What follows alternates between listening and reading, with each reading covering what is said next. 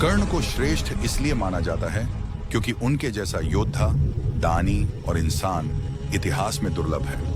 वे सूर्य पुत्र थे, अद्भुत तेज और असीम शक्ति के धनी, पर उनकी महानता जन्म में नहीं, कर्म में थी।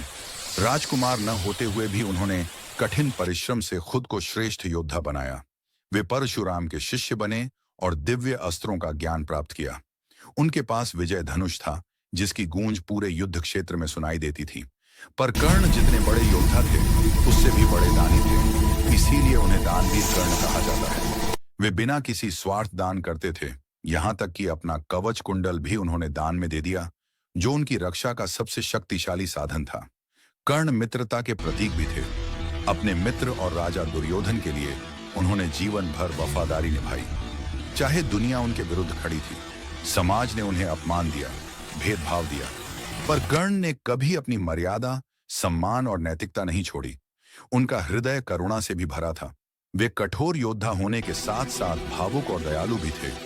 वीरता और करुणा का अद्वितीय संगम। कर्ण हमें सिखाते हैं कि इंसान की पहचान उसके जन्म से नहीं, उसके कर्म, त्याग, साहस और दिल की उदारता से होती है। उनकी कहानी शौर्य की भी है और इंसानियत की भी। इसीलिए वे श्रेष्ठ थे, हैं और हमेशा रहेंगे। अर्जुन को श्रेष्ठ इसलिए माना जाता है क्योंकि वे अद्भुत धनुर्धर और महान योद्धा थे। वे गुरु द्रोणाचार्य के सबसे कुशल शिष्य थे। उनके पास दिव्य धनुष, गांडीव धनुष था, जिससे छोड़ा गया तीर कभी व्यर्थ नहीं जाता था। अर्जुन केवल शस्त्रों के झांता नहीं, बल्कि कठोर परिश्रम और साधना के प्रतीक थे। युद्ध में उनकी एकाग्रता अद्वितीय थी और उनकी इसी क्षमता को देखकर भगवान श्री कृष्ण स्वयं उनके सारथी बने। उन्होंने अर्जुन को जीवन का सबसे बड़ा ज्ञान भगवत गीता में दिया।